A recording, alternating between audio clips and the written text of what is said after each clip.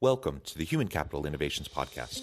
We're your source for personal, professional, and organizational growth and development, where we share original research, explore industry trends, and interview executives and thought leaders from across the globe. We hope you join us often for practitioner-oriented content around all things related to leadership, HR, talent management, organizational development, and change management. Maximize your personal and organizational potential with Human Capital Innovations Podcast. Do you enjoy the Human Capital Innovations Podcast? Please subscribe, leave a review, comment, share, and consider supporting the podcast on Patreon, even at the producer and sponsorship levels.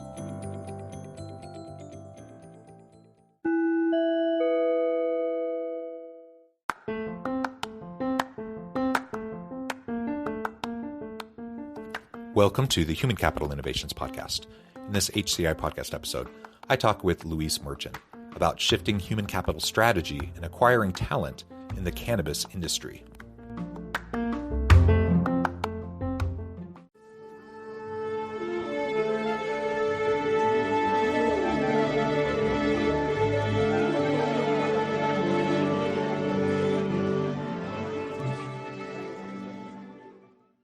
Luis Merchant, welcome to the Human Capital Innovations Podcast.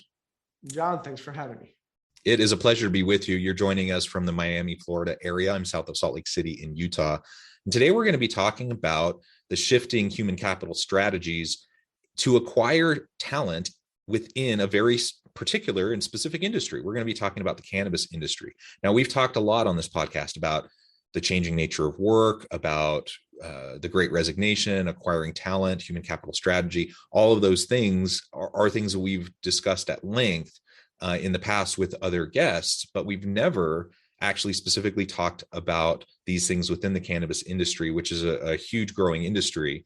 So I'm really excited to explore this with you. As we get started, I just wanted to share Luis's bio with everybody. Luis Merchant, President and CEO of Flora Growth Corp, is a New York and Miami-based executive with over a decade of proven experience in enterprise sales management, corporate strategy, merchandising, and expense management and customer experience. Prior to joining the team at Flora Growth, he previously served as Macy's Inc.'s Vice President of Workforce Strategy and Operations, where he managed the enterprise's multi-billion-dollar P&L expense line for 540 store portfolio and led various sales and marketing initiatives, including the business-to-business corporate sales team responsible for 160 million in annual revenues. And really, I could go on and on, Luis, but I'm going to pause there. I'm going to give you a chance to share anything else about yourself, your background, your career that you would really like to highlight for me and my listeners. Of course, John, look, you've said it all. I was originally born in Colombia, came to the States about 20 years ago to get my MBA, met my wife in Louisiana, and she decided we were going to live in the States. I've had a very fruitful career in retail and CPG, have lived in a number of states, 5 of them, and 7 moves over the last 2 decades. So very familiar with the American consumer, of course, and as you mentioned, my latter part of my career was at Macy's, where I had a number of roles of increasing importance. And of course, I couldn't be happier to be representing Flora as their CEO and the chairman. Wonderful, wonderful. Why don't we start off for anyone who may be unfamiliar with the cannabis industry? Again, it's kind of a fastly growing, rapidly expanding industry in lieu of many of the states around the nation legalizing either medical marijuana or even recreational marijuana.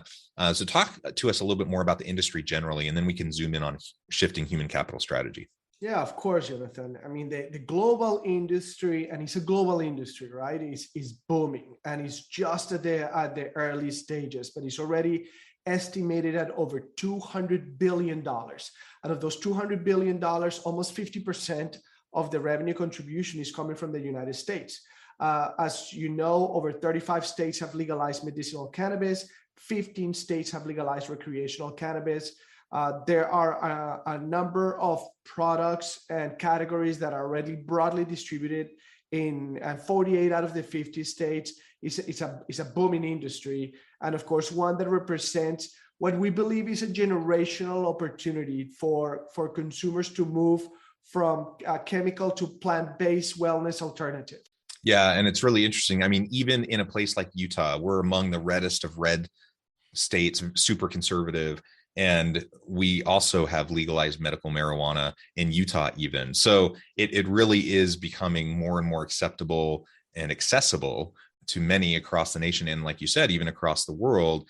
And this is giving us a tremendous opportunity for business leaders who want to explore this, right? But with that expansion, with that growth, also means that we're dealing with tremendous labor challenges. And this gets us into the human capital strategy and the challenges that organizations are going to face as they're scaling within this industry. So talk to us a little bit about that, what you've seen, what some of the struggles have been for you and your company, as this market continues to expand.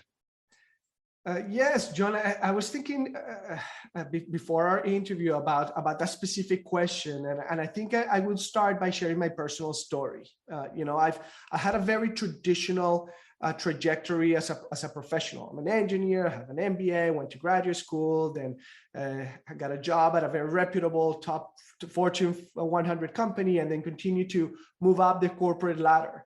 And I think for professionals today, they're looking for a balance between advancing their skill set, advancing their careers, and also identifying those opportunities where they can take some risks that will accelerate their careers in a meaningful way. And that's where the cannabis industry is at, right? It's a hyper growth industry, but it has a lot of stigma and there's a lot of risk attached to it. There's been an incredible boom in the stock market in the late 2018, 2019. Then there's been a tremendous cycle of the stocks coming down, and now the industry is in a little bit of a lull as well.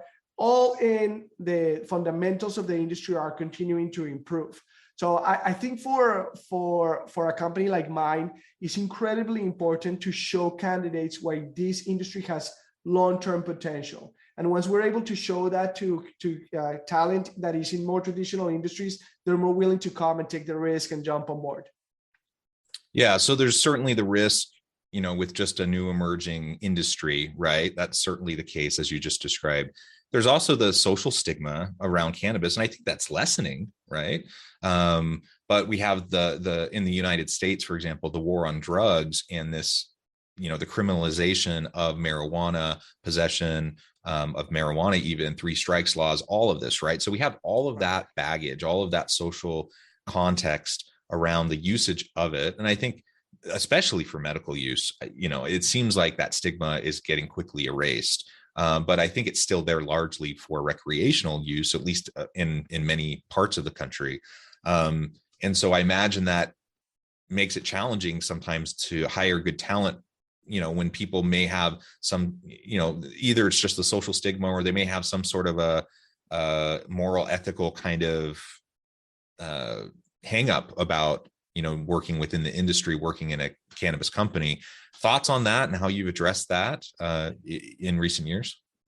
Yeah, and it's a great question that you're posing, John. But when you think about the alcohol and tobacco industries, they're facing similar dilemmas in terms of what is considered a potential ethical or social stigma, right?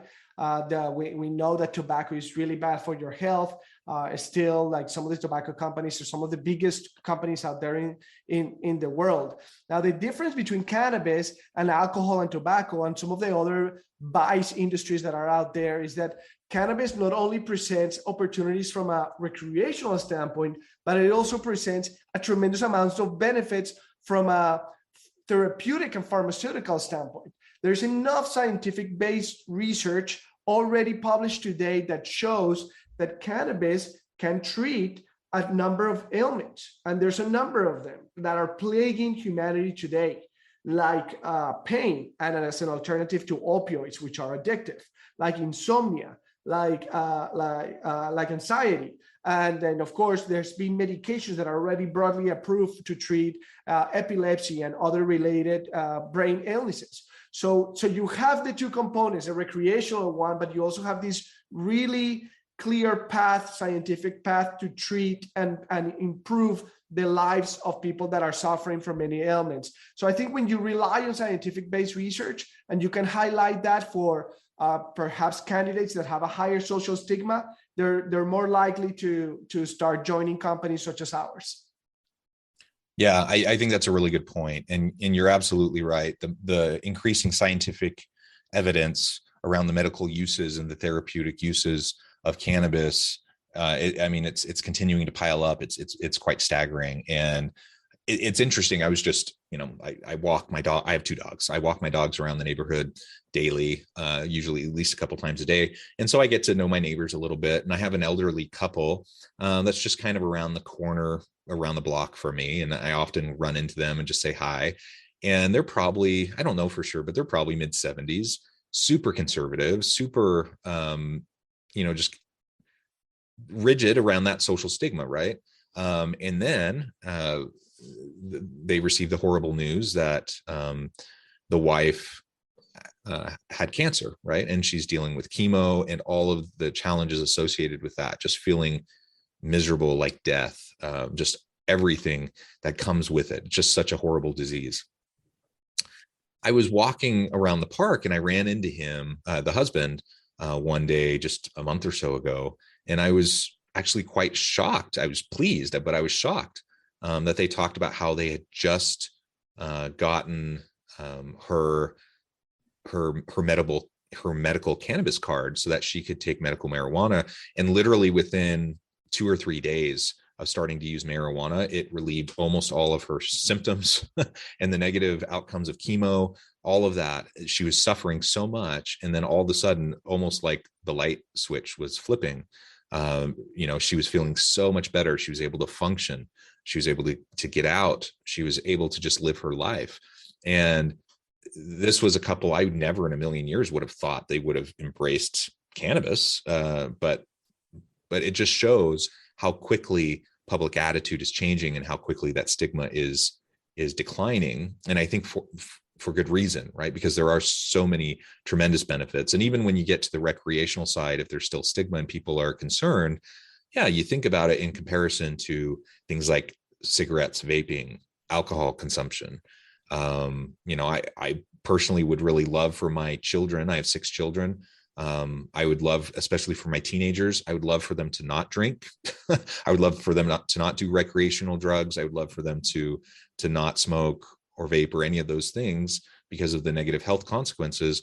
But if they're going to do anything, I certainly marijuana usage seems like the least problematic from a recreational standpoint. And, I don't know if that's a generational attitude that's just shifting over time. But it sure seems like younger generations just don't see it as the big problem that previous generations did. And the whole notion of the war on drugs, including marijuana, almost seems silly, if not just completely damaging and harmful to many of the younger generation. Yeah, John, I couldn't agree more with all of your comments. And I think, it's important to highlight that cannabis is impacting the lives of multi-generation groups, right? You mentioned your teenage children, and you also mentioned your 70-year-old neighbors. Like people from all age groups are starting to adopt cannabis as an alternative to more harmful recreational uses or more harmful medicinal alternatives to treat ailments. And it's happening all over the world. And I think we need to do a better job. And we're focusing on that at PHRa, at educating consumers, at educating patients, and educating the medical community so they become comfortable. In a big part of our work right now is to show doctors that you can actually prescribe cannabis, which is now, like in countries like Colombia, you can actually prescribe cannabis and it's covered by your health insurance. But doctors are apprehensive because they don't understand what type of ailments they can cover on their cannabis. So we have to educate them, right? And it's incredibly important that we spend time doing that. And when we're talking to candidates, going back to the component of attracting incredible talent, you have to highlight for them the many benefits that this industry is actually providing. When it comes to the war on drugs, when people think about the war on drugs, they no longer think about cannabis or marijuana. That's just not what the war on drugs it means anymore to any demographic at this point.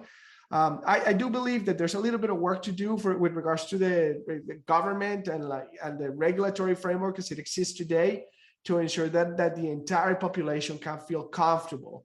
One of the big unlocks for many generations to actually adopt cannabis would be for them to find cannabis products in their local convenience store or their local department store. And that is not going to happen until the MORE or the SAFE Act are passed. Once those two things happen, then I believe we're going to see a meaningful change in terms of attitude. And I think we're really going to have an influx of talent into the industry.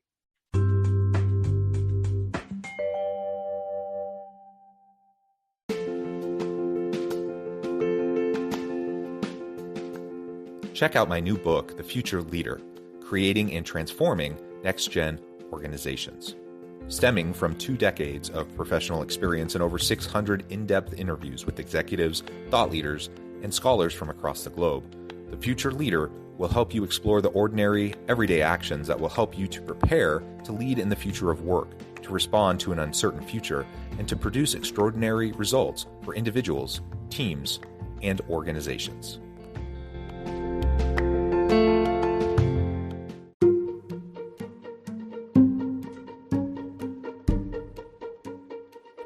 Welcome to the Human Capital Innovations Academy, courses, micro-credentials, and certificates to upskill and reskill for the future of work. All HCI Academy courses, micro-credentials, and certificates are designed, developed, and delivered by award-winning and internationally renowned scholars, educators, thought leaders, executives, and practitioners. Our courses, micro-credentials, and certificates will help you make your mark on the future of work and make an immediate impact in your organizations. Check out the HCI Academy and our many course offerings and certificates to upskill and reskill for the future of work.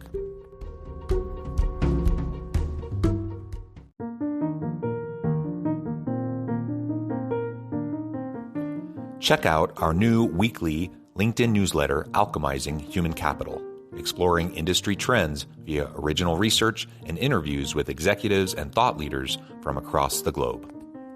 We look forward to having you join us.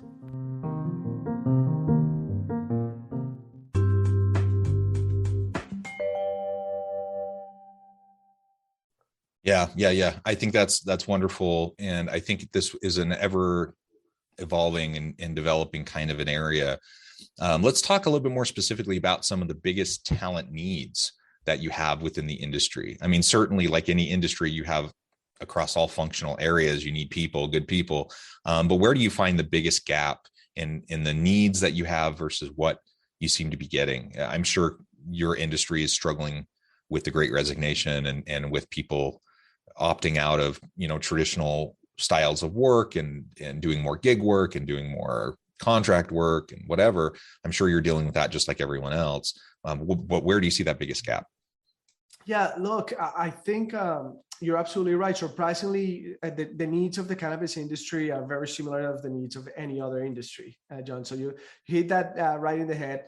We very quickly had to adopt a very flexible work policy. We do not require any of our hires to move. So in order for us to capture the biggest pool and the best pool of talent, we broaden our scope to the world, basically. And we have people working in Calgary, in Toronto, in Miami, in Fort Lauderdale, in San Diego, in Colombia, all over the world. They're working where they live. And if they so choose to move to our headquarters here in Miami, then we can help them relocating. But we don't find that as a requirement. And that has really opened up the talent pool significantly to us. But I think where we're missing is some skill set across all functions. And the skill set is, in the cannabis industry, a lot of what we're doing is the first time we're doing it, right? So there's a lot of firsts. And when you're doing things for the first time, you truly need an entrepreneurial spirit, but you also need people that understand how a fully developed functioning company works. And it's very hard to find both of those. And you need that type of agility across all functions in the organization. You know, when it's difficult just to secure capital because you don't have access to traditional capital like every other industry, or you don't have access to traditional payroll like every other industry does, you need a finance head that is able to understand this very complex environment and find solutions that have not been developed before, right? When you have never moved a product from one country to another, it's the first time doing it, then you need to have somebody that understands supply chain, that understands regulatory framework, and that can also invent that new path for the first time. So the type of ingenuity is found in the entrepreneur world, but you also need, as I mentioned, the well-formed corporate, more traditional route. And that's where we find the gaps.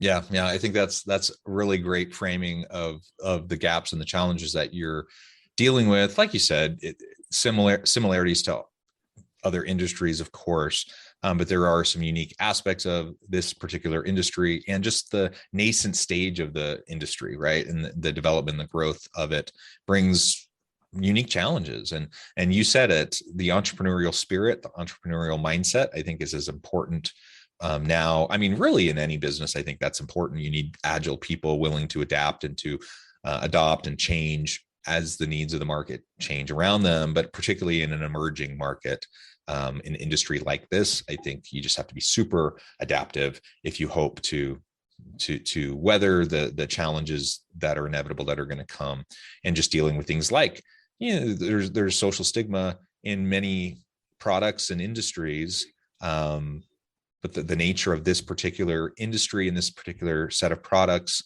you know, has a unique history, has a unique set of stigmas that, you know, you are going to have to continue to tackle as you move forward. So I think all of that's great. Last thing I wanted to ask about this, not specifically in relation to talent, but in relation to the regulatory environment around cannabis, and what you're seeing in some of the most recent changes there, and if that's affecting your human capital strategy at all.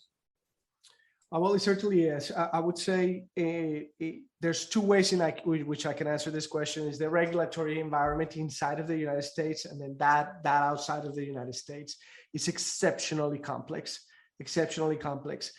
Inside the US, we do know there is a path to sell and broadly distribute CBD, which is the non-psychoactive, non-intoxicating molecule of cannabis. And then there is also a pathway for the psychoactive molecule of cannabis, THC. But there are over 100 molecules in the cannabis plant, and some of them are called in minors, and those are unregulated today. And there is a meaningful move from state legislatures to find a way to regulate these minor cannabinoids, and that is going to add complexity to product development, product distribution, sales, and some of them are psychoactive, some of them are not. It's very complex, and that just means that we need to be additionally extra vigilant about what we are doing in every one of the geographies in which we operate. And then from a broader perspective, you know, we're waiting to see a meaningful change in a couple of places around the world. Germany is a big one. Germany is about to go recreational. We believe it's going to happen over the next 12 months. That is very exciting. We're also waiting for the UN to make a move that will effectively legalize the trade of cannabis on a global scale. And if that were to happen, I think we're going to be able to meaningfully attract more traditional industry professionals that would likely understand the potential of cannabis over the long term. Wonderful, wonderful. Luis, it has been a real pleasure and a fascinating conversation. I appreciate your time and that you've shared your insights with me and my listeners. We're getting close to the end of our time. Before we wrap up, I just wanted to give you a chance to share with listeners how they can connect with you and find out more about your work, your team, and then give us a final word on the topic for today. Of course, John. So if anyone wants to contact us, we are at PHRa. growth.com. We are on every social media platform. And of course, we are on LinkedIn. My name is Luis Merchant, and please feel free to connect with me on LinkedIn. With regards to human capital, it has been the single biggest foundation of our company. We have only focused on acquiring and attracting the best talent at all levels in the organization. Our team is a multidisciplinary team, from our chairman of the board all the way to agricultural skilled workers in Colombia. We have attracted incredible talent. And if you want to join an industry that has very long-term potential, that will only continue to grow over the next 10 years, that will present significant challenges, but also it will be a very fun environment to work in, please feel free to reach out to us because we're hiring, we're growing. Wonderful. Thank you, Luis. It's been a real pleasure. I encourage listeners to reach out, get connected, find out more about what Luis and his team can do for you. And as always, I hope everyone can stay healthy and safe, that you can find meaning and purpose at work each and every day. And I hope you all have a great week.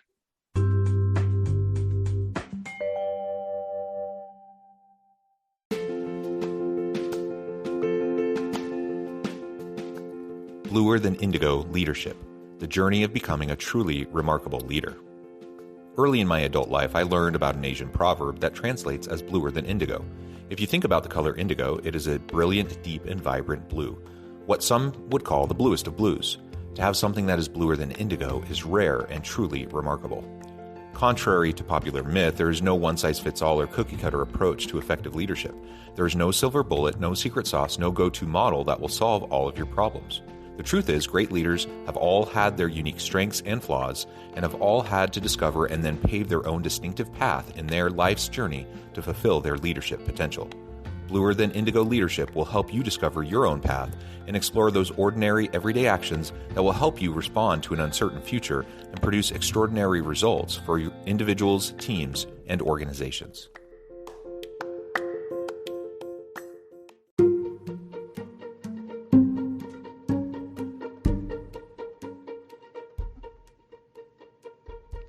Check out Human Capital Innovations magazine, Human Capital Leadership.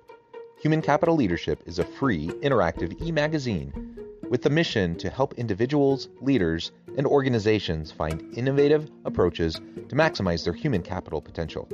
We publish issues quarterly in August, November, February, and May. Take a look at the latest issue and let us know what you think.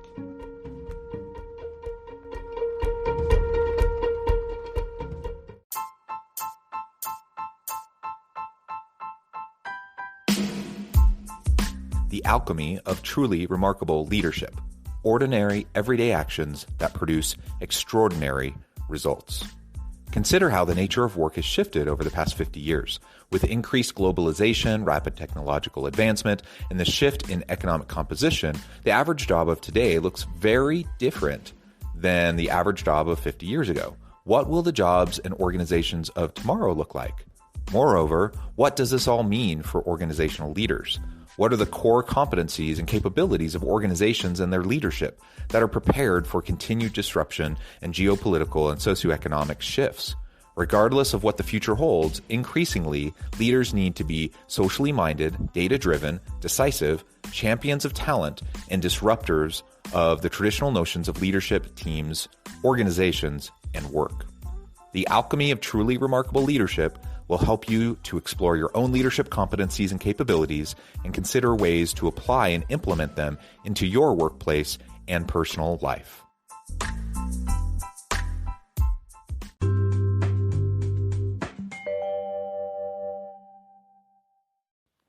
Do you enjoy the Human Capital Innovations podcast? Please subscribe, leave a review, comment, share, and consider supporting the podcast on Patreon, even at the producer and sponsorship levels. Thanks again for joining us for this episode of the Human Capital Innovations podcast. I hope you stay healthy and safe and that you have a great week.